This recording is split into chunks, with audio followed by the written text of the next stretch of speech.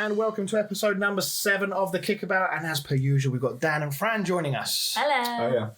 A little bit different show tonight. Obviously, we've got the international games going on. We've got less games to talk about tonight, but no less content with all the other shit that's going on, the shenanigans in the world of football right now. So before we get into Dan the Statman, I just want to give a quick shout out to a fellow friend's podcast called Lads to Dads. So this is an old college friend of mine that I got talking to again. I haven't seen him in about a decade, but we got talking again on Facebook recently. He runs a podcast called Lads to Dads, and basically it's kind of what it says on the tin. It's their journey from being a group of guys who just sort of like screw about together to being family men and fathers, and all their journeys and the stories, and a bunch of other random crap along the way. It's a really good listen. I listened to one of the episodes the other day, and they were talking about Facebook community groups. Yeah. And how they're just the most pointless thing in the world. And he said that literally the shit that goes on there, and you flick through to find something relevant, just to basically find out that Janet around the corner is a swinger. So it's that kind of stuff. It's a really good laugh. It's only about half an hour long each episode.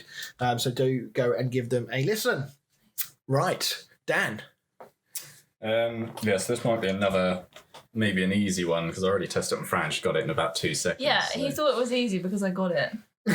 That's outrageous. Fran, how do you feel about the measuring stick for easiness? Well,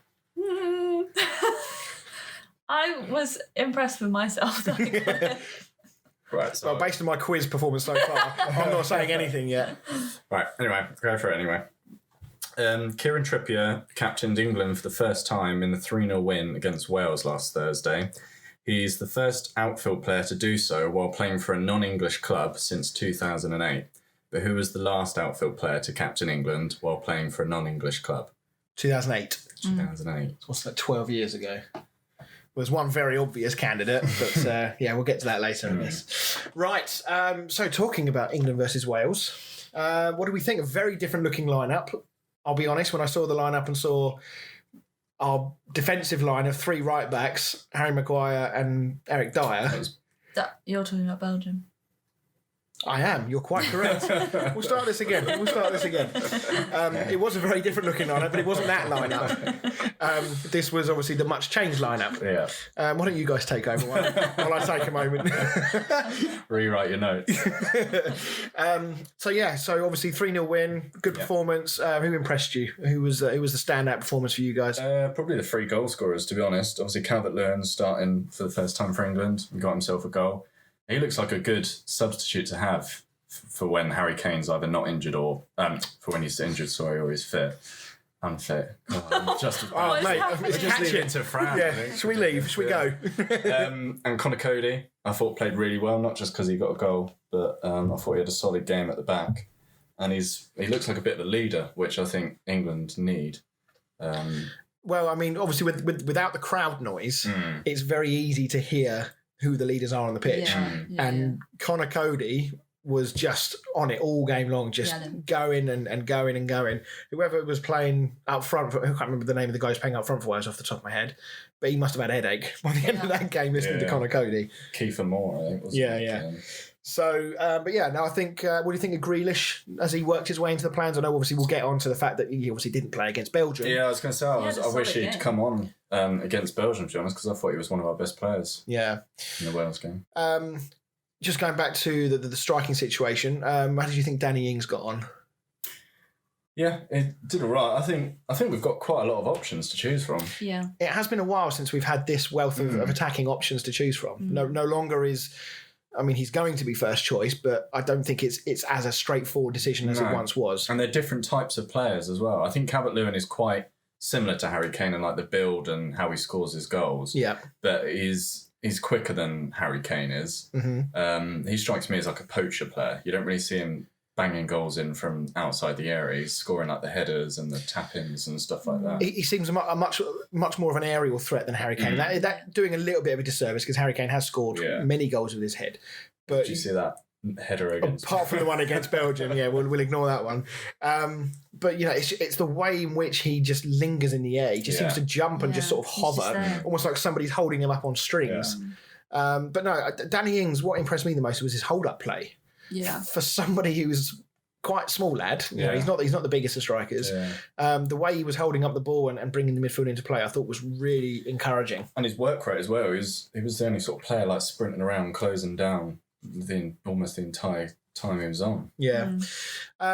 Reece James also got a start. He's I don't know what his potential other allegiance would have been if it wasn't England, but obviously he's made his decision. So do we think the right back situation is as, you know, we talked about the striking situation not being particularly straightforward, but I mean, who right now is the best England right back? Well, I think you've got to say Trent, to be honest. You still think you'd still say Trent over all the other options? Yeah. Because of his England matches or because of his situation in For the player he is, I mean, I don't think there's a better deliverer of the ball than Trent Alexander-Arnold. And if you've got Calvert-Lewin up front who can head the ball, that's two peas in a pod, really. True. What about from a defensive standpoint? Because Trent is obviously lauded for his going forward ability, not so much for his defensive side. It depends. I mean, if he's going to play 5 at the back, then I think you need someone like Trent. Would you play him as the wing back? Yeah. Yeah. I would still play him at right back as well, to be honest. Who are you thinking? I feel like at right wing back? Well, you're I still like Kieran Trippier. I have to say, I think he had a little bit of a bad patch. Obviously lost his England place. But I think that the move to Atletico Madrid has given him a new lease of life. And he looks a little bit like the player that he was for that spell at Tottenham. Yeah. Before obviously his form did dip. I'm a huge fan of Kieran Trippier. I don't think Kyle Walker is in the conversation anymore. Not as a right back, as a right of a 3. I think he does okay because he's got cover there with him because he does switch off at times. Yeah, and you saw it against Belgium at one point. He got lucky because I think he actually got back and made the tackle in the end. But like they were saying, the commentators were saying he switches off when like they don't have the ball. Yeah, because he was sort of stood there watching, and Lukaku had made the running behind him. And luckily, he's quick enough to get back and clear up. But he relies on his pace. Yeah. So of the players that we've all mentioned, obviously we'll talk about the game against Belgium shortly. Do we think there's any of those players that have really forced their way into the plans? I mean, maybe if any of them really did, for example, Jack Grealish. It might have been a case of that second game for England came a bit too quick, and he's conscious of the fact that the Premier League games are quite congested at the moment, so he doesn't want to just play the same players throughout all 3 games. Yeah. So it might be that Jack Grealish is very much in his plans as a first team player, but it might just be that he's just utilising the squad, rotating and keeping them fresh and all that. Do we think any of those players are of that sort of type? And that I reckon he'd potentially sub out Harry Kane. I think if they keep having the season they're having at the moment, obviously it all depends on how they do in the Premier League. If Calvert-Lewin doesn't score another Premier League goal up to the Euros, he's not going to be in the squad. But at the moment, you'd be stupid to leave him at home. So for me, if I had to pick 3 players that I would, out of like the newbies, I would take Grealish, Cody and Calvert-Lewin. Yeah. I think, as you say, Calvert-Lewin's a dead cert right now anyway. I would argue that he probably, because of his work rate, he probably goes, even if he has a really barren patch between now and end of the summer next year. I think because of his work rate and how he can bring in the midfield into the games, I think he probably goes as a plan B striker anyway. Yeah. I suspect that if Danny Ings went on a barren patch, I think the argument there would be that he wouldn't make it and somebody else would come in. Especially as Southgate could quite easily just tinker the system and use someone like Sterling or Sancho or Grealish as that sort of number 10 wide player. We've still got Rashford obviously as well. Yeah. So there's a lot of attacking options there.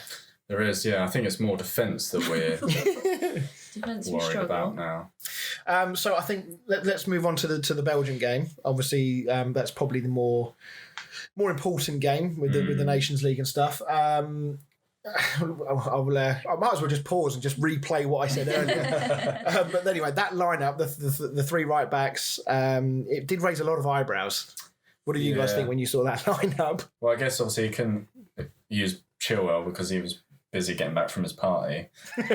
I did kind of think though, what else has he got to play with?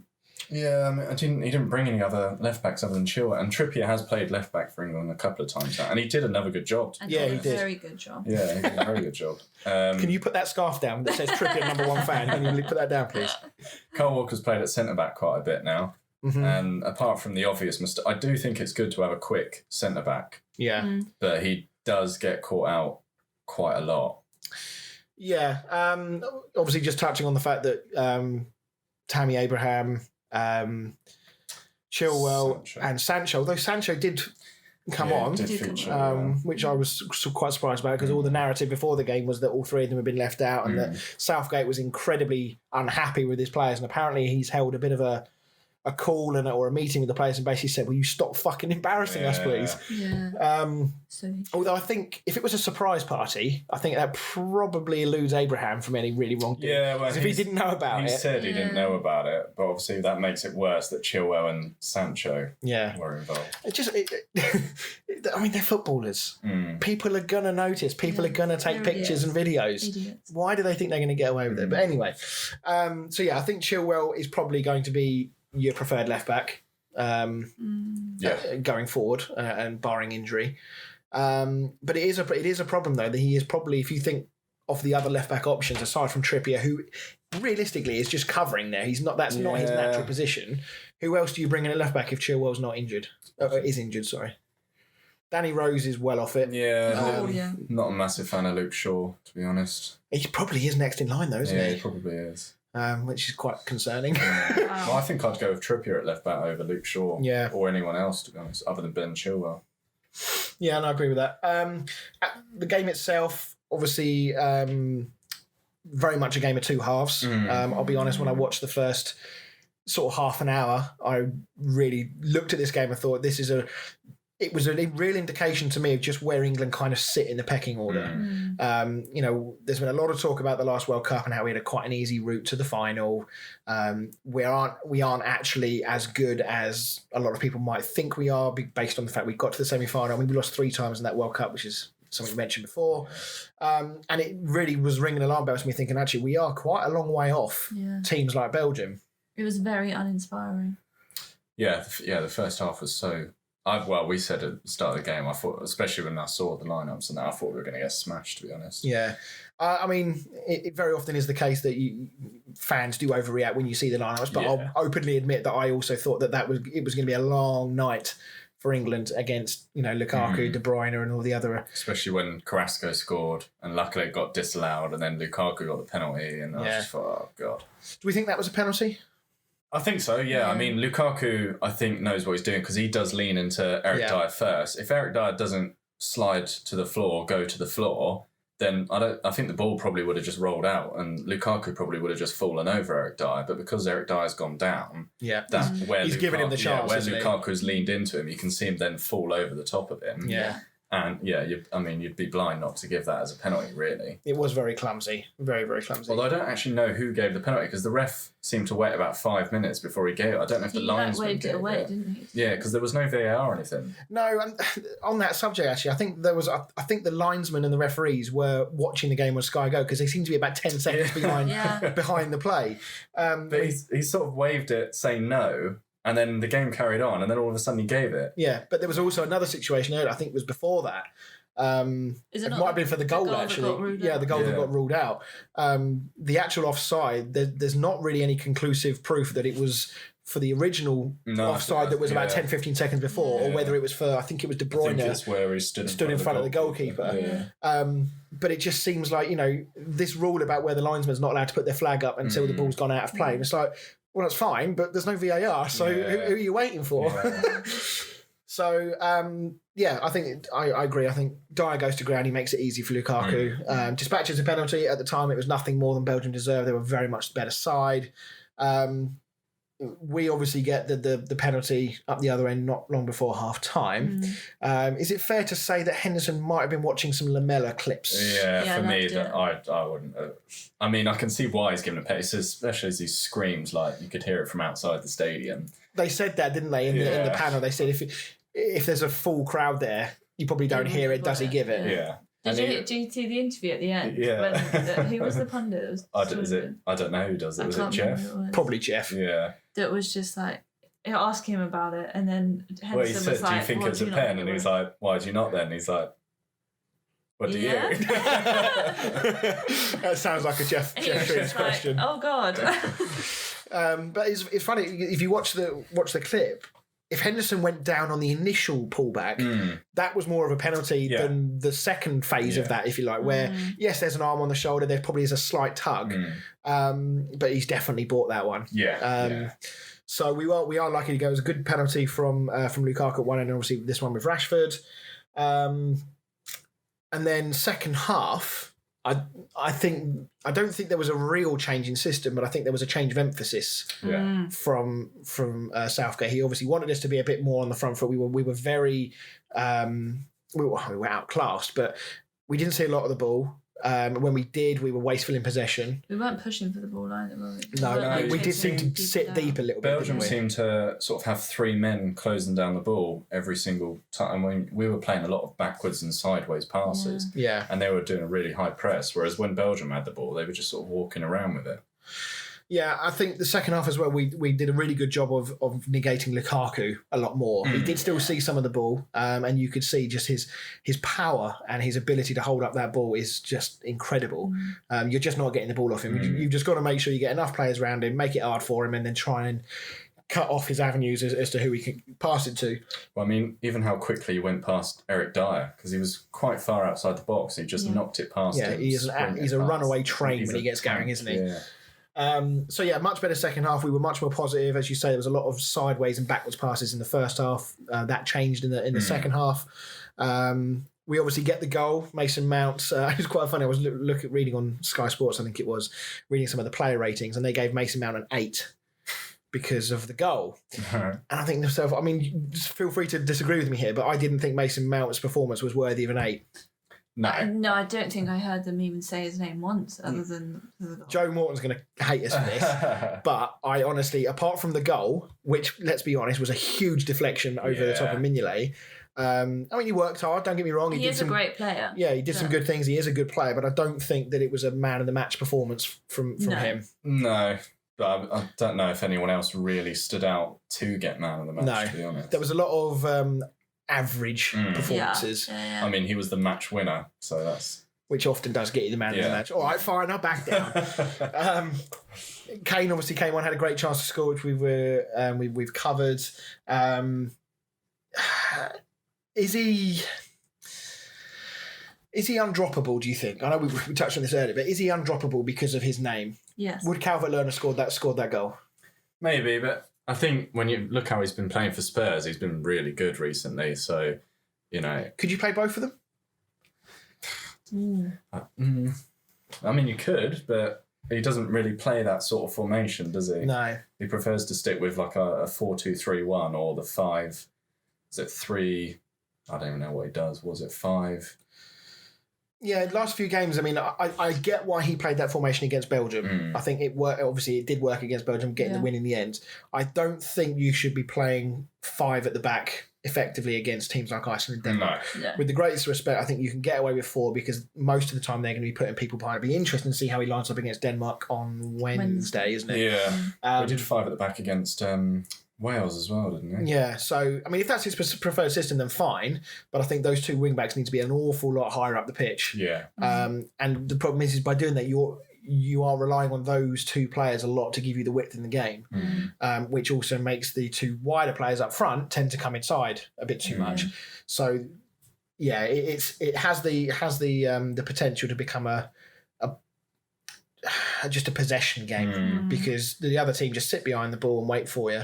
Whereas if you pack out that midfield a little bit more, play your 2 wide players up front really wide and have, you know, your focal point in the middle plus a number 10 and another midfielder coming through, you might get a bit more joy, which is why Calvert-Lewin might actually be an eye to start again for that very reason if they're looking to whip balls in. For me, if you're going to play 2 strikers, you need like a Kane to hold up the ball and then like a Jamie Vardy to be the sprinter in behind and like the poacher. So aside from the players we mentioned, obviously a lot of the players that played had played have played for England on regular occurrences before. Was there any that really stood out? I mean, we touched on this. What did you think of the midfield partnership, which has often been questioned? Henderson coming back in. Rice was in there as well with Mount was out wide, wasn't he? How did you think Henderson Rice got on? Yeah, Henderson's a weird one for me because I never rate him, but I know that he is a very good player, and it's nothing to do with him being a Liverpool player. He's just like almost like a safe player. He does what he needs to do. He doesn't do anything more, but he does exactly what he needs to do, and he doesn't do anything less either. Yeah. So he's a good player in that right, but he doesn't excite me. I know what you mean. What about obviously Calvin Phillips came on? He was very good. As we didn't mention him, he was very good against Wales. He came on, looked assured on the ball again. Do we think that Rice and Phillips could potentially be the partnership? I like someone like Phillips because he plays forward passes. Yeah. Like, it's easy to have 100% pass completion if you're just passing backwards and sideways. Yeah. But I do like a player that will just pass those killer balls through.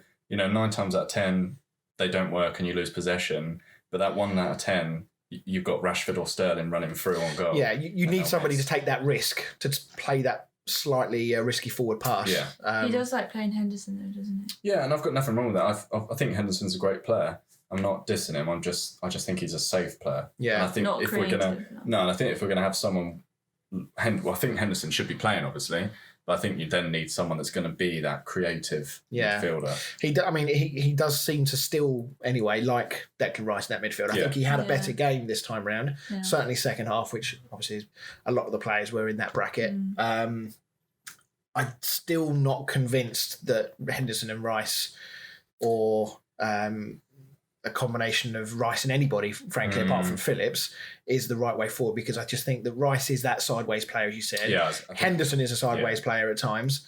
They're too similar. Yeah, it's like it's the Lampard and Gerrard argument, isn't it? Say like same. So yeah, I think if you can get away with it, have a Phillips type player in there who can pass forward, have somebody in there who's safe, because you still need a player in there to do that. Yeah. You need someone there to calm things down, keep possession when you're under the cosh. And I think Henderson is another leader who you need in the team. Yeah. So, but then it's important that you get players like Grealish, who are so good in close quarters areas. They never seem to lose the ball. Or in Grealish's case, he can always draw a foul as well. So I think overall, England and Southgate were pretty happy with how this game played out. Yeah. Still a lot of work to do, I feel. Yeah. Belgium are the number one ranked side in the world and have been for a couple of years now. I think England are still somewhere off that level. This is only one game. Yeah, and both teams missing players. I mean, Belgium had Mignolet in goal. Not that he had an awful lot to deal with. Belgium weren't at their best, were they? Or were No. They first off they looked on it. I'll give them that. De Bruyne's influence on the game waned a little bit in the second half. He was taken off as well. I'm not sure if there was an injury there or not. But his influence waned a little bit. Carrasco, I thought, looked lively. Yeah. I've always liked him as a player, and I thought that I think he worked out quite quickly that the China move wasn't a very good one for him. I think he went over there to get a little pay packet and then come back again. So looking forward then, what do we think the lineup may or may not be against Denmark on Wednesday? I'm hoping he'll play Henderson in goal because he's played Pope and he's played Pickford. So I'm hoping he'll go for Henderson in goal against Denmark. I'd like to see Conor Cody play again. Who would be his centre-half partner? Or his potentially two partners? Yeah, I would probably go with Kyle Walker and Maguire, and I'd sit Eric Dyer on the plane home. You'd go Maguire over Eric Dyer? Yeah. I mean, that's a coin toss, that one, isn't it? Maguire or Dyer? Yeah. I mean, they're both jank, but Maguire is a different type of player. He's quite a solid player. I know he's been making a lot of mistakes recently, but he's obviously better with stuff like that. Yeah. Yeah, he's looked a lot better with England because he had better players around him. With the greatest respect to Man United, the way they're playing, when you're playing as a back four, it's very different than playing as a back five or a back three with those three centre half partners. So when you've got someone of the pace of Kyle Walker, he potentially can bail out Maguire without you even realising it. Yeah. So I do think from Man United's point of view, Maguire coming in, he looked pretty good. He didn't do anything wrong. Didn't put wrong, no. I think that will be good for him. So if Maguire does play and has another good performance, I think that will benefit United. Yeah. But then when he walks back in the training ground and then he says hi to Victor Lindelof, and he's like, "Oh yeah, I remember this." Yeah. So right.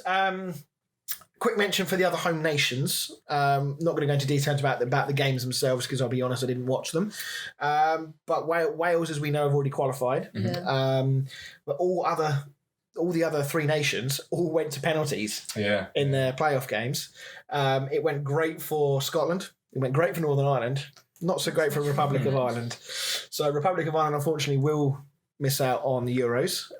Scotland and Northern Ireland have got one more game to go to secure their place. Tough games as well. They are tough games, yeah. Scotland have got Serbia and Northern Ireland are playing Slovakia. So 2 tough games there. But Scotland will join England in Group D at the Euros should they get through. That will add a little bit of spice to Euro 2020, 2021. So yeah, not easy times for either side. And just one quick honourable mention for Mr. Marcus Rashford, MBE, for his charitable work. Round of applause, Chris. Okay, yeah, I'll take that. Yeah, a lot of good work with the charities. He's smashing it. Yeah, obviously the free school meals for kids as well. He never stopped campaigning for that. Made the government do a U-turn on their decision. Yeah. So I think that's very much deserved. Well done, you, Marcus. And also for his charitable work with Man United, giving points to other teams. Right, we're going to head to a break. So after the break, we've got less games to talk about. In fact, no games to talk about. But there's a lot of football chat. So we will be talking about this new pay-per-view system in football that's come in. And we'll also be talking about Project, what is it called? Project Big Future or something along those lines. So yeah, we're going to talk about all that, talk about what the potential effects are, and talk about our views on that as well. So we shall see you in a minute.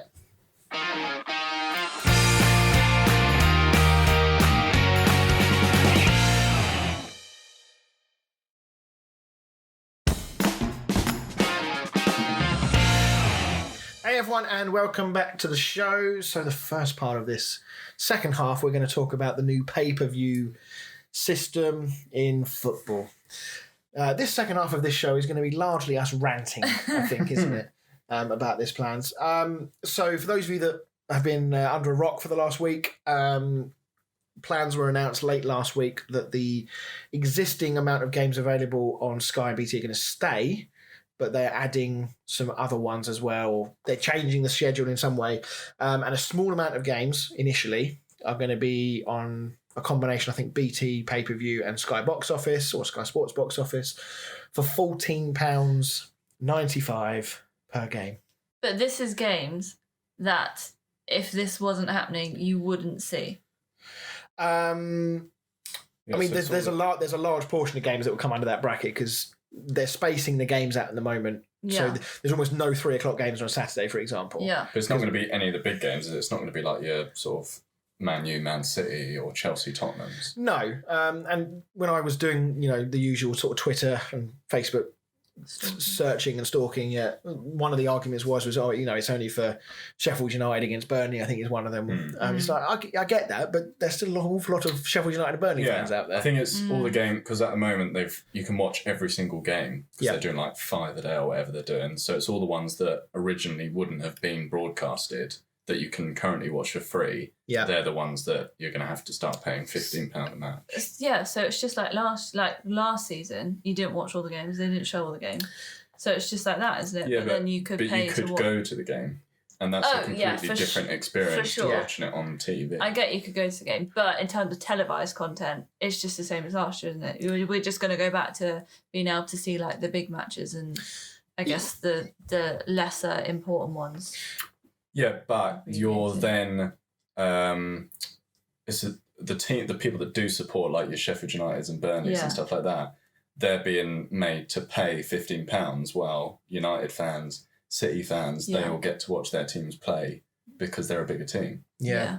So what I did put a shout out on Facebook and Twitter basically saying, to the people listening, what do you guys think of all these plans? We did get a response. Yay. Thank you, Pete, for that. He alluded to the fact that obviously the EFL, the Football League, have had a similar system in place now for a couple of months. By all accounts, that I'm going on his word and his word alone here. So take from this what you will. It's £10 a game. The streams are apparently of not very good quality, and he's sort of suggested that. Why is it only now a big thing because the Premier League are doing it when the EFL have been doing it for some time? Now, my argument is that the amount of money in the Premier League is obscene, frankly. We're still not entirely sure where the money is going from these £15 games because there's not that many of them, frankly. So if this was a true scheme to support the clubs who are struggling with revenue, then you would think that they'd probably be putting a lot more games on this platform. Putting half a dozen games on there is not going to solve anything. If the money is being trickled down to help with the EFL bailout potentially, I'm surprised they haven't said that because that would be a good PR thing to do. Yeah. So that makes me think that it's not that. So I suspect that this is just another method of reclaiming some revenue for the TV companies and maybe a little bit to the clubs as well.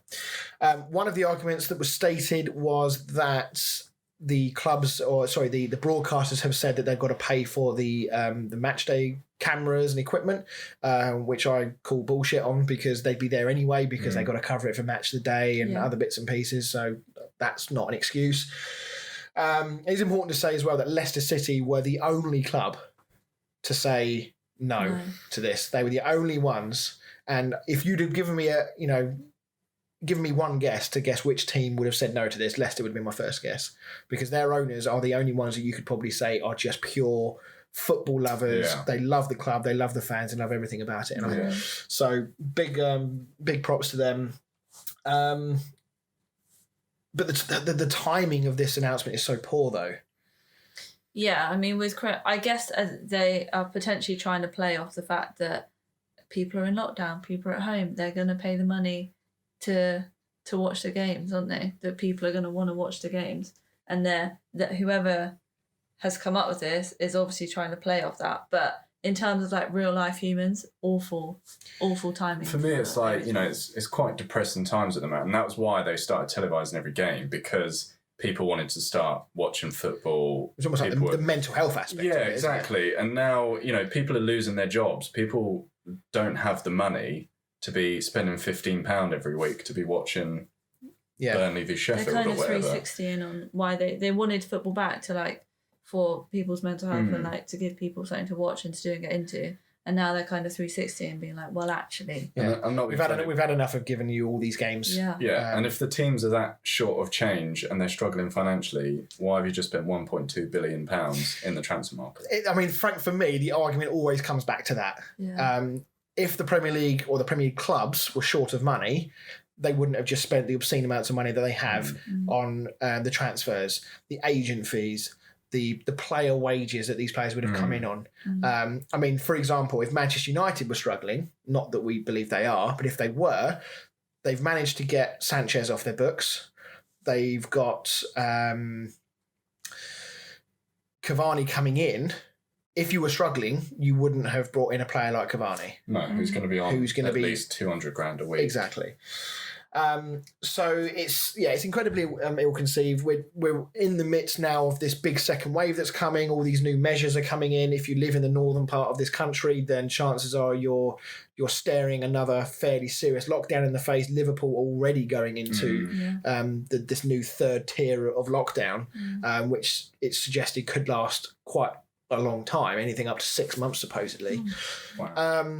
So the entire country, and the government included here, we won't get into how the government doing a good job or not, but the government are they're shelling out huge amounts of money to try and help people financially and businesses financially. For the Premier League to turn around and say, we want 15 quid off you to watch this game, I think it's ridiculous. I cannot disagree with this decision more. I think it's absolutely abhorrent to do this the way they've done Is it. this actually happening then? Yeah. It's already been done. They've already announced the fixtures. Oh, right. I've seen Premier League clubs tweet about which particularly of their games is on, and you look at the responses from their own fans, and they're all saying, "Well, you can put it on, but we ain't watching it." That's what gets me. Like, I don't understand why the fans never get a say. Like, everyone always says, "Oh, there's no football without fans," and all these clubs keep saying that we're struggling without having fans into the stadium. This, that, and the other. Football is shallow because there's no and yet they etc. keep making massive decisions without all the fans' input that sort of impact the fans in a negative way. It really is crazy. It's like a punch it's like a kick to the nuts, to be honest. I think for me, it's further evidence to show how cut off from reality the football world is. Yeah. I mean, the general public we've almost become immune to football, the money in football. When you listen to the transfer window and you hear a new player coming in for £75 million and they're going to get paid 250 grand a week, you just go, oh, that's not bad value for money, that, because he's only 19. And it's like, hang on a minute, that's £75 million and 250. He's getting £1 million a month, and we're saying that's good value. No one is worth. We've got to that point now in football where that's an accepted standard. That's an accepted thing to happen. Yeah. And just to read out a few of the other responses from some of the other pundits in the world. So Chris Sutton on BBC, he said it's a terrible look. We're in the midst of a pandemic. People are losing jobs. And he again referred to the amount of money that the Premier League have spent. It just doesn't sit right with anybody. And then you look at Arsenal getting rid of Gunnosaurus. Yeah. Because taking one of their players to subsidise his wages. Yeah. Because, as you say, meanwhile, that particular player in question, Mesut Ozil, hasn't even made the Europa League squad. Yeah. And he's being paid 300 grand a week to do literally nothing. But this isn't the first time the Premier League have tried this. So you guys probably won't remember because you're too young, but back in the early 2000s, there was a channel called Premier League Plus or Premiership Plus. I can't remember off the top of my head how much games cost. I'm fairly certain it was somewhere in the region of about £5 or £6 a game. Now, if the Premier League had come out and said £5 or £6 a game, there wouldn't be this uproar, I don't think. Yeah. But £15.95, I think of a boxing event as compared to that. So with boxing, a lot of the big fights sometimes can be £15.95, sometimes they can be £20 if it's like a big Anthony Joshua fight or something like that. When you watch a boxing fight, for that £15, you could potentially be getting anywhere from 4 to 6 hours worth of boxing. You've got loads of fights on the undercard. Excuse me, if it's a good undercard, it potentially could run from 5-6 o'clock in sort of late afternoon all the way until midnight.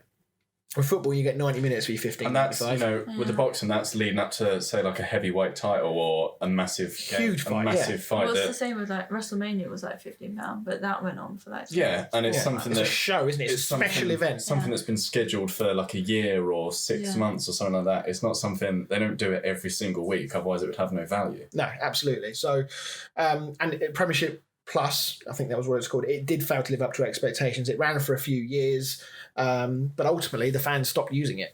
Yeah. So you were saying earlier that the fans never get a say. Well, their say is going to be whether or not they pay it. Because if they don't pay it, it falls flat on its face. Let's hope they do. At football on Saturday, I sort of said, there's no way I would pay £15 to watch such and such games. And then someone from football said, well, just use this streaming site.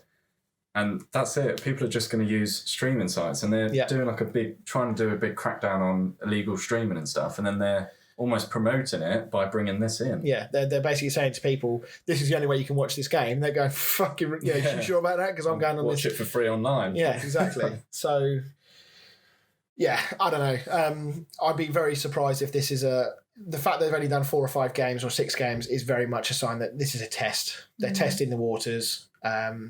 If they get good figures, they'll make it a permanent thing, certainly while we're in this sort of lockdown situation. For me, there is a very good chance that fans are not going to be back in the stadiums at all this season. Yeah, no, I don't think I think that it's going to take a humongous U-turn for the government to put all these lockdown restrictions in place in certain areas of the country and then say, oh, actually, no, you can go and have several thousand people at a stadium. Interesting, Germany had 20,000 fans in their game. They're really? Yeah, wow. Yeah, it's interesting. I mean, the arguments have been made. I mean, there have been some noises about that actually in the last week or so where Premier League clubs have written to, I'm assuming it's the Minister for Culture and Sport, and basically said, there is no way you can say to me that an open-air theatre, such as a football stadium, with properly social distance fans where you might be 20 or 30% capacity, you could quite easily stay 2 metres away from people. You're not telling me that that's any more dangerous than allowing a group of 30 or 40 people in a confined space in a pub, for example. Now, obviously, that's not the full story, because then you've got public transport, you've got getting in and out of the games, especially out, because people tend to all come out at the same time. So there's that, that they have to weigh up. But yeah, I can't see football being back in the stadium. So, yeah, I don't know. I don't think it's going to work. I don't think it's going to be a long-term thing. Football is subscription already, though.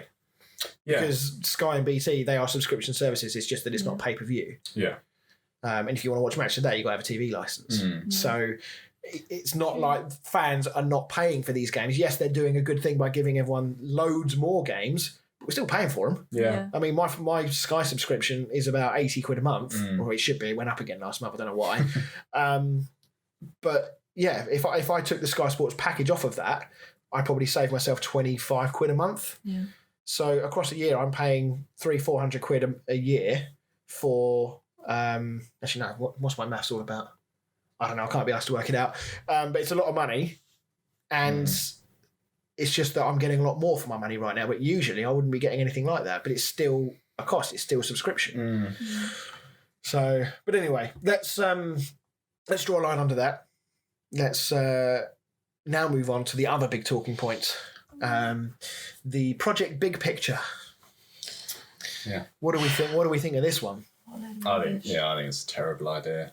It's a bit like the sort of Super League that keeps getting chucked about with just having all the big teams. For me, I just think it'd be boring. Like, the whole idea of the Champions League is you get that competition, and and it's knockout, and it makes it interesting. If you just have the big teams playing each other every single, it loses its specialness. Exactly. It loses it. So for those of you who haven't heard this, so this is a proposal that supposedly has been in the works for a couple of years, led primarily by Manchester United's owners and the Liverpool owners, both American. Worth pointing out, because this has happened before. I think in the NFL, I'm sure I read somewhere, that might be bullshit, but I'm sure I've read that there is this interest for consolidation of power. It's quite an American thing.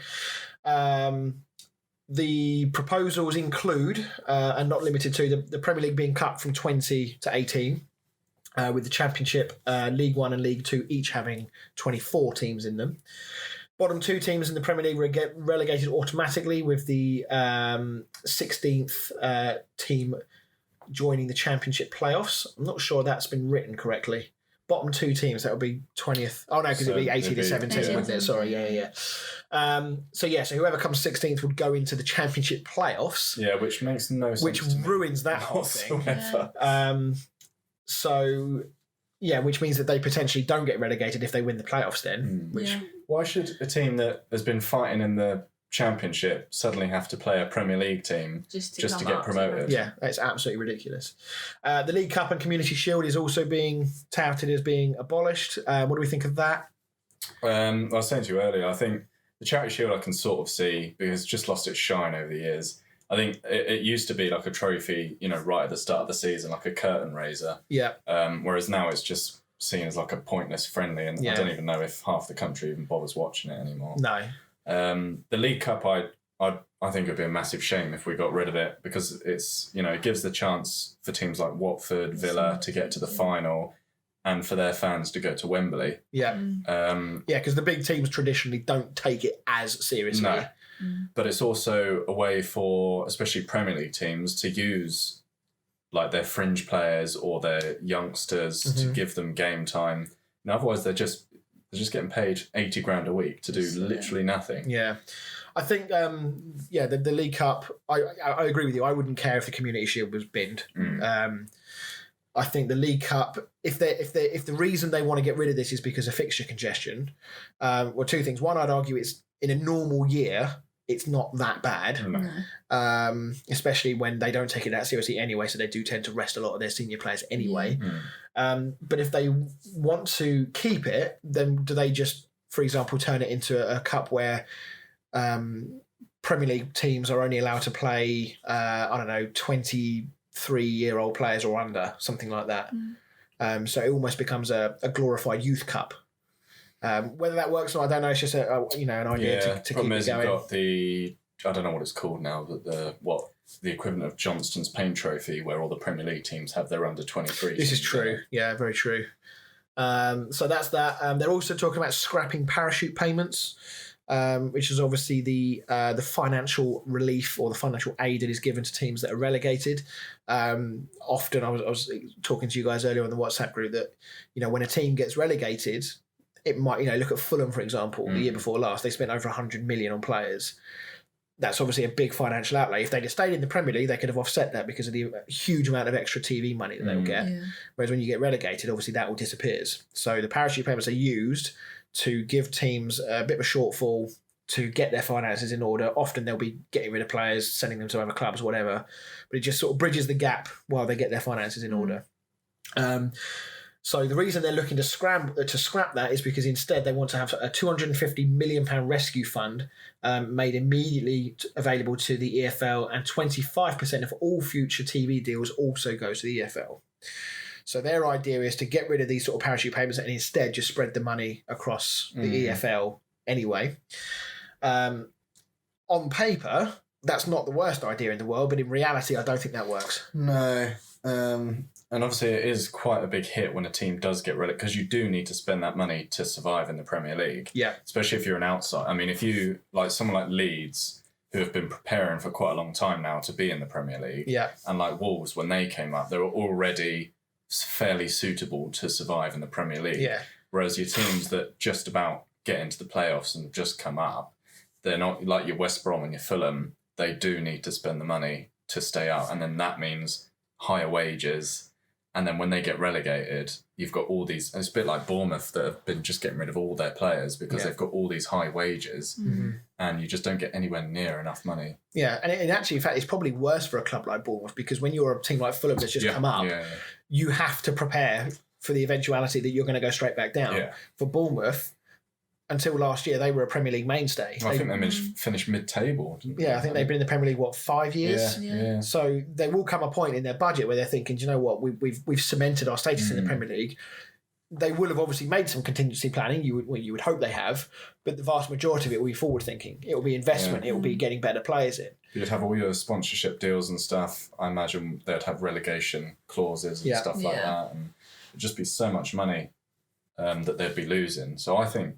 I mean, I don't really know all the financial side of things, but I think parachute payments are a good thing. Yeah.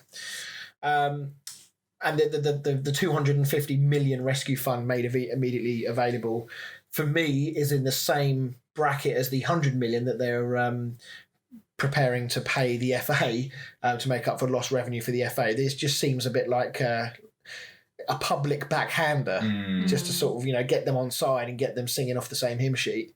By giving them a little bit of a backhander in terms of payments. And then the big talking point is that 9 clubs are given special voting rights on certain issues based on their extended runs in the Premier League. Oh, that's ridiculous. So you'll have the big 6, obvious ones. Apparently the other 3 is Everton, Southampton and West Ham, which I'm right in saying. So congrats. Thanks. It's about time we had some positive news. The West Ham apparently have already come out. This very much, I said to you earlier, this very much seems like West Ham just jumping on the opportunity to get some positive PR for a change.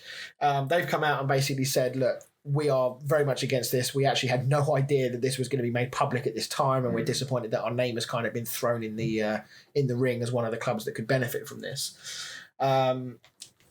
West Ham have obviously highlighted some of the negatives. So that's 2 home games less per season. So that's 2 home games less of revenue. One very interesting point they brought up was the fact that the space and time that you're creating by having these less fixtures. So let's say you get rid of 2 teams. That's 4 games you're losing out. If you get rid of the League Cup, that's another, what is it, to the final? 6 games? 5-6 games? It's creating a lot of time. So what are they going to fill it with? Boring friendlies in high-profile areas where they can raise their media or commercial availability and profile. That's the word I was looking for. And that disproportionately affects the Big Six because, with the greatest of respect to teams like West Ham and Everton and Southampton, if they go on tour to China and may not go on tour to China, who are the Chinese fans going to go and watch? Well, at this moment, probably the other three teams, but yeah. That's it's one of many ways in which this is a thinly veiled plan that ultimately is designed to benefit the big teams. Yeah. It's a power play. It is, absolutely is. I think saying that, I get a vote, but they don't, is absolutely ridiculous. It's like creating a clique within, like, the top, within the Premier League. Yeah, so the way it works right now is that every club gets one vote. And for big changes to be made to football, 14 of the 20 clubs have to agree to it to get the majority. So it should be. Yeah, well, absolutely. I mean, they've earned their right in the Premier League. They should have a say on how their competition is run. I don't think it's fair to be like, oh, these 9 are the elite because they've been here the longest. Yeah, exactly. And then what happens, let's say, just for argument's sake, that you get the same 3 or 4 teams that kind of dance between the championship. Does that mean that the other teams, because they've had a good, 3 or 4 years of staying in the Premier League, do they then become one of the elite and get that vote? What happens if one of those 9 gets relegated? Well, what happens if United get relegated then? Exactly. They're not going to be happy then. They won't be happy then about losing their vote, will they? And then they'll be on the other side of the table. Yeah. But if they get relegated, do they then get... They're not eradicated. No, not United. We can live in hope. Not United, but any team. If any of the 9 got relegated, if they then came back up the next season, would they automatically go back into the 9? In theory, they wouldn't because it's supposed to be longest continual run. So yeah, I don't think so. But obviously that would affect probably West Ham and Southampton more than it would Everton right now. So that is a risk for them, which might be in the back of the West Ham owners' mind and thinking, hang on a minute. We might get relegated here, so we need them parachute payments. Most of the papers are extremely against this. I have read 1 or 2 that are trying to see the big picture, no pun intended. They're talking things like, they're saying power grab, they're saying taking advantage of the coronavirus situation again, dangerous amounts of control being given to the big clubs to make sweeping changes to not only how the league is run, but the rules, distribution of TV right money. And, it just opens the door for, it might be just, don't worry, no, we won't do that. We've got the best interest of the game at heart. But if we go down this road, we lose all power. We can wave a flag and wave a banner and saying, oh, no, this isn't right. But ultimately, they're going to have the power. I wonder what's triggered it to all come out now. No, but again, I think it would be nice if the fans could get a say whether they want it to go down to 18 teams or stay at 20, etc. How does this get signed off? I'm not in. I mean, ultimately, all of the governing bodies would have to agree to it. So this means the Premier League. I suspect the rule makers. I can't remember what their organisation is called. I don't know whether UEFA would have to. Okay, this maybe even FIFA. I don't know how high up the chain it would have to go. Because surely now is the time where they should be listening to the fans. And no, I mean, I get the consensus that fans aren't a huge fan of this idea. This is the time where they should be like, no, listen to the fans. You'd think that. I think they're listening to their... but what you're saying about the fans having input, well, I think, this is like the time where fans... the Glazers and the Fenway Group, who are owners of Liverpool, they have seen this as an opportunity. They're looking at this and saying, right, football is on its knees right now, in particular the EFL. They can dress this up as a bailout for them, which they're hoping gets the support from the EFL, and it already has. So the head of the EFL has already come out in support of this, who used to be part of the Premier League as well, part of their hierarchy. And they're seeing short-term hit for a long-term gain here. And it is very much about media rights as well, because if they get control over the distribution of the TV money and the media rights, currently all of the TV money, I believe, is equally shared based on where you finish in the league, I think. So there's like a tier system. So if you come first, you're obviously going to get more money than the team that comes last, for example, or 17th. If this goes through, the distribution of the TV money, I am almost certain will be number one on their objective list to change. And by doing that, it means that they can again take advantage of their so-called extra support around the world. So use the example of Manchester United, who supposedly have somewhere in the region of 1 billion fans worldwide, if you believe what they say. Huge amounts in China, for example. I think 225 million is what they claim they have in China. If they suddenly sell TV rights over there and get 225 million Man United fans paying a subscription, that's a huge amount of money that's suddenly coming in. Yeah. And I can guarantee you that most clubs in the Premier League are not going to see a huge amount of that. That's all going to go in the Glazers' back pocket. Yeah, at the end of the day, I know there are fans all around the world, but United, Chelsea, City, they're English teams. It's like with the whole, I keep saying about the Super League, like they want to be playing it in lots of different countries. And I think there was a thing with La Liga, like they wanted Barcelona v Real Madrid to be in like America. Yeah. Like, you expect Barcelona and Real Madrid fans to fly to America to watch their local teams. It just makes no sense. It's just cash grabbing. It's devaluing football for me. I know the American football does it. They did have quite a few games over here at Wembley. They've had one or two at Tottenham's new ground. I think they've done one or two at West Ham's ground.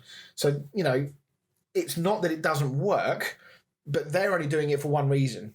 They're only doing it for money and publicity and to sort of almost like an outreach program. Football would be doing it primarily for the profit and the media that it would draw. Important to say though that the Premier League are very much against this, from what we understand, which is good. They've already voiced their unease at the proposal, stating, and I quote, "A number of individual proposals in the plan published today could have a damaging impact on the whole game, and we are disappointed to see that Rick Parry, who is the chairman of the EFL, has given his on-the-record support." Sky Sports News analyst, I'm not going to even attempt to pronounce his name, he sort of translated this as that the Premier League are extremely unimpressed with this. Parry's involvement in the plans is likely to create tension between him and the Premier League. In the short term, it could impact any possible bailout from the Premier League to the EFL in the wake of the coronavirus. We've obviously heard a lot about the EFL screaming, "Help us," effectively. The government, so far from what I've seen, have been pretty tight-lipped on this. They've not really said what they're prepared to do. A lot of people are calling on the Premier League and Premier League clubs to offer. I presume that's why they brought this out now, from a PR stunt. It's another. They're just trying to make themselves look good that they're going to be giving money to. Yeah, we're the good guys here. Yeah. I think on the face of it, I don't think there's a great deal of. I can't see the other Premier League clubs supporting this because it doesn't help them. It belittles them, and it makes the job of not only coming into the Premier League harder, it makes the job of staying in it a lot harder for existing clubs as well. Yeah.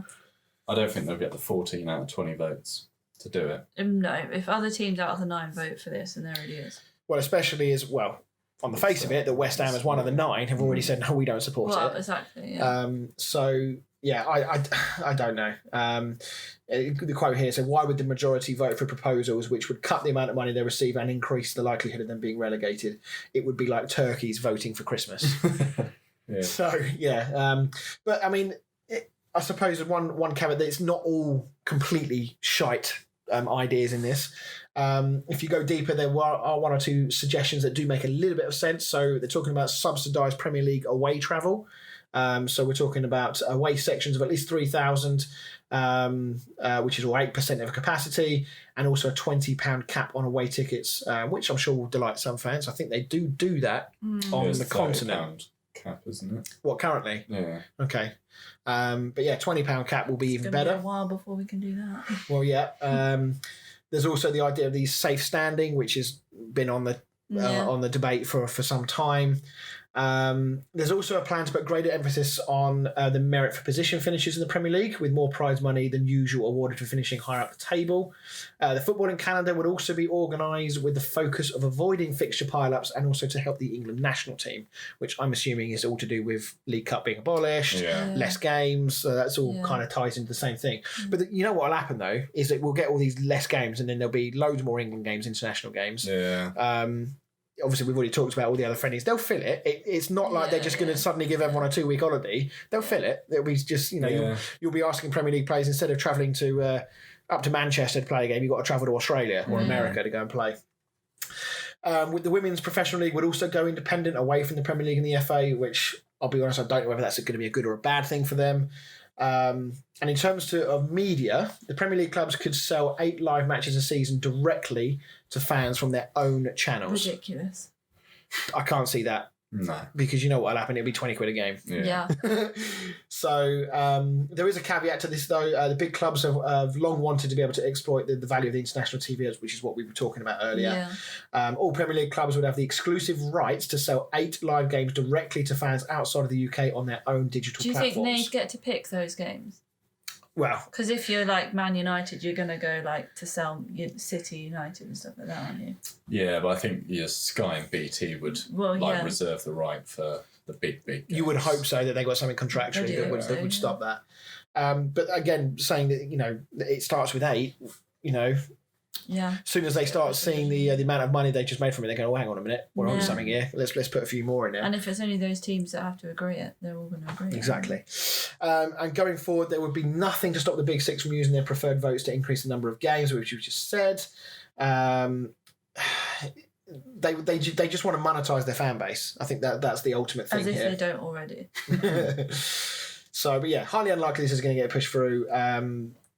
Being concerned about the plight of lower league teams, but then ultimately trying to create a sort of closed circle at the top of the game, consolidating power while you do it. I mean, I don't think any fan at the start of this coronavirus thing, when we suddenly got all these games on the TV, I don't think any fan would have turned around and honestly expected to be in this position just before what is looking more and more likely to be a second big lockdown, certainly for parts of the country, to then be sold, right, 15 quid for this game, and also we want to consolidate power and make a fuck ton more money by changing the very nature of the Premier League.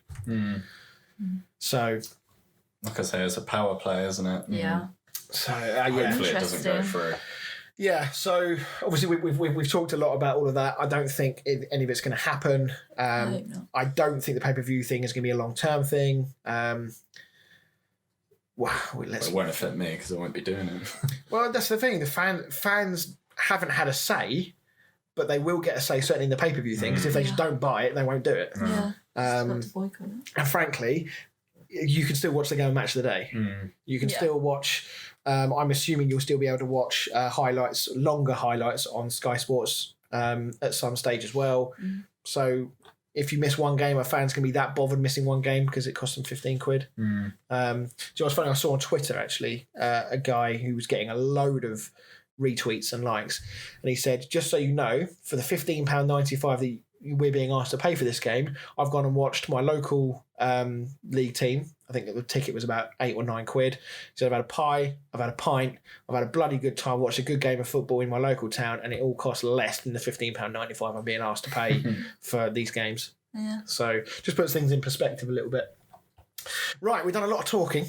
We've done a lot of talking about all these things. Hopefully we haven't sent everyone to sleep, but I think you'll understand the need to talk about them because they are big issues that potentially could really impact the game. Right, before we move on to Dan the Stat Man, we are going to talk a little bit about transfers, which I'll be honest, I was meant to do in the first part of the show, but I completely missed it on the notes. So we're just going to have a very, very quick run through of some of the other deals that may or may not happen or have happened since we did our transfer show last week. So Dan. So I'll just quickly chuck out the sort of heavily linked ones. So I don't know, is it Joe Rodon from Swansea? Swansea, yeah. Potentially moving to Spurs, a deal worth between 7 and 18 million. That's quite a wide range. It is, yeah, which makes me think it's not that close. And they're just sort of chucking a fishing rod out there and seeing what comes out. But apparently West Ham are also interested. Of course we fucking are. But now West Ham have signed Craig Dawson. How do you feel about that? I mean, I'm scratching my head in frustration because we've gone from potentially signing James Tarkowski, all these other players, Fofana, and now we've gone for a player who's about 3 years younger than Santa, He can't get in the Watford team by all accounts now they've been relegated from the Championship. It's another Carlos Sanchez. Yeah. We brought him in. It's a panic buy. He won't play. He's not going to be better than Diop, Ogbonna, or Balbuena that we've got. So he is going to be 4th or 5th choice. So let's just pray that it doesn't come to that. Next one is Ismail Sarr. Been heavily linked with United pretty much the whole window, especially as they've not signed Jadon Sancho. No movements on that one yet. No offers made, but I think he's got potential. You know, you saw him. He took Liverpool to pieces last year when they beat him 3-0. But he's very much a rough diamond right now. Yeah. Got he's like a Balotelli. Got all the ability there. Has he got the? I'd like to see like a loan with an option to buy. I think that would be it would be a good deal for United. I don't think Watford would want that. Well, these days you often hear clubs paying quite large loan fees up front, so I don't think Watford would lose out. Next one is Benrahma. West Ham have agreed a deal with Brentford to sign him. Total of 30 million. Finally, some good news. However, as I said to you earlier, it would be very West Ham for this to not happen. The rumours are that Benrahma does have quite an inflated opinion of himself and is asking for quite a lot of money, probably more than he should be asking for, bearing in mind he's never played in the Premier League. So this one is not done. We may have agreed a deal with Brentford, but we agreed a deal with Chelsea for Tomori, and look how that turned out. So, yeah, I'm not holding my breath just yet, but it would be great if we could get him. Yeah. And it's not all United and West Ham. Promise William Saliba from Arsenal. Arsenal looking into trying to loan him to a Championship club. They had agreed to loan him back to St Etienne, but then it all fell through at the last minute. Okay. Strange. Any links right now? Any Championship clubs? No clubs in particular, but they do really want to loan him out because he's not been included in their Europa League squad, so they want to get him out on loan. Does that mean Ozil can go and loan a Championship side as well? Well, I'm sure they would let him go, but I don't think anyone would want to pay those wages. Another West Ham one, unfortunately. Josh King, reportedly, West Ham have had a 13 million bid rejected. Bournemouth won 18 million. This one I can see happening. I can see a deal happening for somewhere in between that. It's the usual. I want him back in the Prem. Yeah, it's the usual push and pull. Should be a good signing. Yeah, I do. 18 million is not bad either. His goal record for Bournemouth is actually pretty good. I think it's like 1 in 3. Yeah. So for a team like Bournemouth, that's pretty good. He's a banging player. He's not that old. I think he's like 28. 28, yeah. So yeah, I can see probably somewhere in the region of 15, 16 million. I don't think personal terms will be a particular problem. The only potential stumbling block for West Ham is if someone like Everton comes in, who are also rumoured to be interested. I think if Everton come in, I think he might look at that and go, the way Everton are right now under Ancelotti, I think he probably would prefer that over West Ham. Would he get in that team? Well, yeah, I was going to think that. Well, Richarlison's just got injured. I don't know how long Richarlison's out for. Yeah.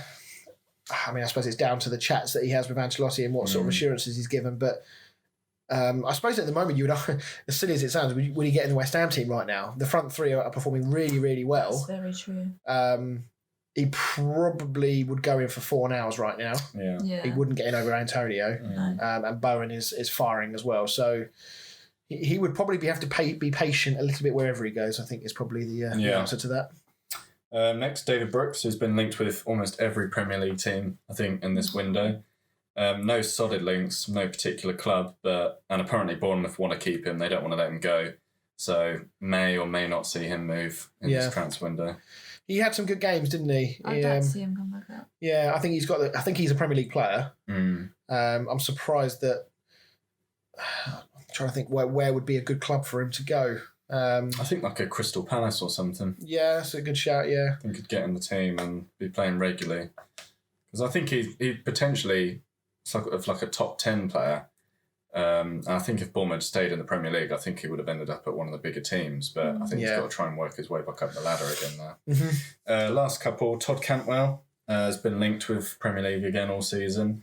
The strongest link is with Leeds. Yeah, that one's been rumbling on a while, hasn't it? But apparently he's been left out of Norwich's last 2 games at the squad. Do we know why? Because he might be moving? Yeah, apparently it's to do with the transfer. Because he had his head turned. Potentially. Damn. Or it could just be transfer talk. Who knows? And lastly, Charlie Austin being linked with a move to Derby from West Brom. out of the pecking order at West Brom at the moment. Yeah. I think that'd be a good move. I think Charlie, I don't know how old he is, but he's not 31, I think. Yeah.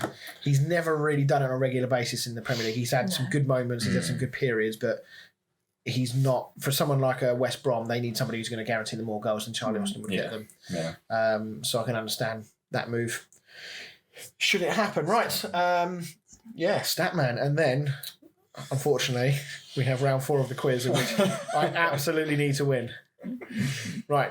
So I'll read it out again. Kieran Trippier captained England for the first time in the 3-0 win against Wales last Thursday. He's the first outfield player to do so while playing for a non-English club since 2008. But who was the last outfield player to captain England while playing for a non-English club? Well, the obvious answer is Beckham, isn't it? But 12 years ago, is it Beckham? Yeah. David Beckham against Trinidad and Tobago.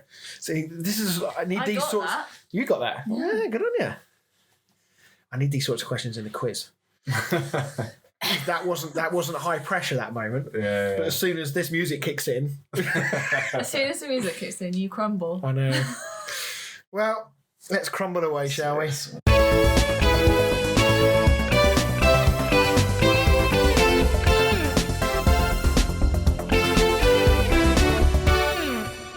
So, welcome back to Football with Fran. Today, we are... Dan, put your phone down. You're winning enough. You don't need your phone.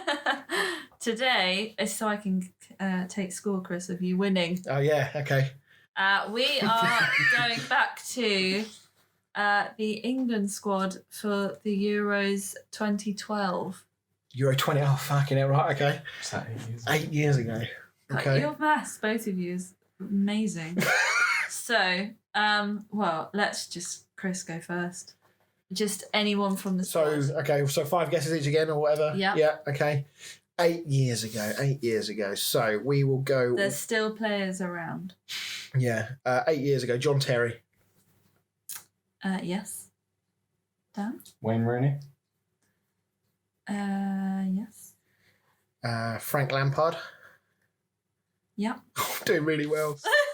Steven Gerrard. Yeah. Ashley Cole. He has to be there, surely. Yes, yeah. Sorry, yeah.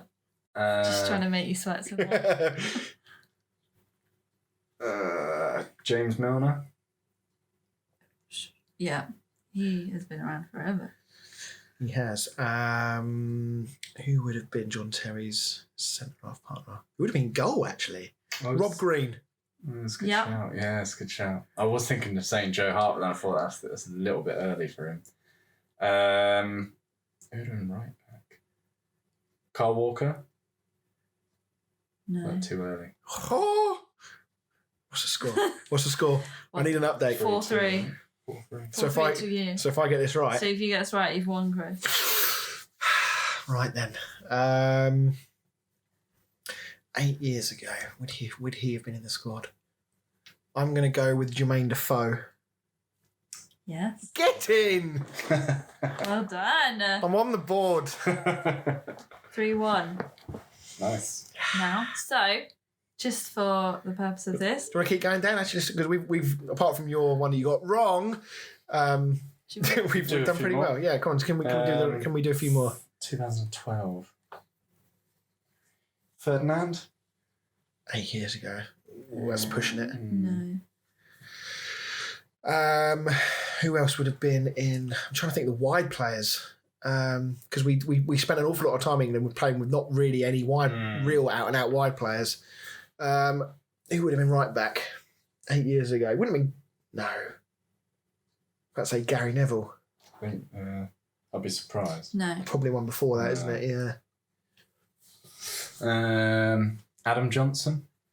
Adam Johnson. He could be in there. Yeah. Good shout.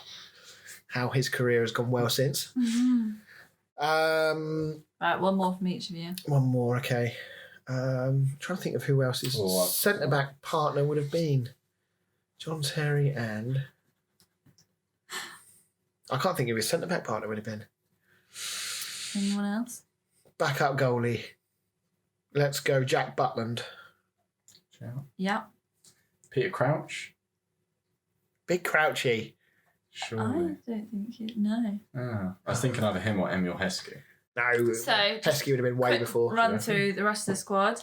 Joe Hart. He wasn't there. It was. Yeah. John Ruddy. Yeah. John As a Ruddy, goalkeeper. Norwich. 4 goalkeepers. Obviously had a lot of faith in our goalkeepers. So Jack Butland's under standby. So he didn't count. Yeah, he did. He did. I make the rules. Standby. Don't argue with the So he host. wasn't in the Standby squad. counts. He was in the squad. He was announced as A standby. standby in case someone gets Look, injured. fuck you, all right? I need the points. And to be fair, you'd already won prior to saying Jack Butland, exactly. so that's why I let that one go. Defenders: Leighton Baines, Gary Cahill, Ashley Cole, Glenn Johnson, Phil Jones, Phil Jones. That's how Jolene long he's been Lescott, around as well. John Terry. Midfielders: Gareth Barry, Stuart Downing, Steven Gerrard, Frank Lampard, James Milner, Alex Oxlade-Chamberlain, Scott Parker, Theo Walcott, Ashley Young. Strikers: Andy Carroll, Jermaine Defoe, Wayne Rooney, Danny Welbeck, and standby Jack Butland, Phil Jagielka, Jordan Henderson, Adam Johnson, and Daniel Sturridge. Oh, so you got an Adam Johnson one on standby as well. Yeah.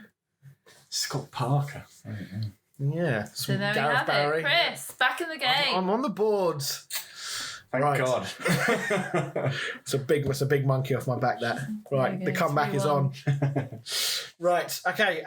Right. That brings us to the end of the show. Thank you very much, everyone, for listening. Quick reminder to get in touch with us if you want. We are show@thekickabout.co.uk. I would say though that our email provider is being less than freaking helpful right now because I don't think the emails are working, but they're not responding to me to actually freaking fix it. So if you do want to get in contact, feel free to use that email address because I'm sure I'll have it fixed soon. Or you can get us at KickaboutPod on Facebook and Twitter. And don't forget, we are looking for more kind of interaction from you guys. So if you want to get in touch, either when we post out our question each week, or you just want to tell us what's on your mind, talk about your club, talk about what's going on in the world of football with some of the stuff we talked about tonight, do feel free to get in touch. And on that note, we are out of here. Thank you very much for listening. We'll be back next week. See you then.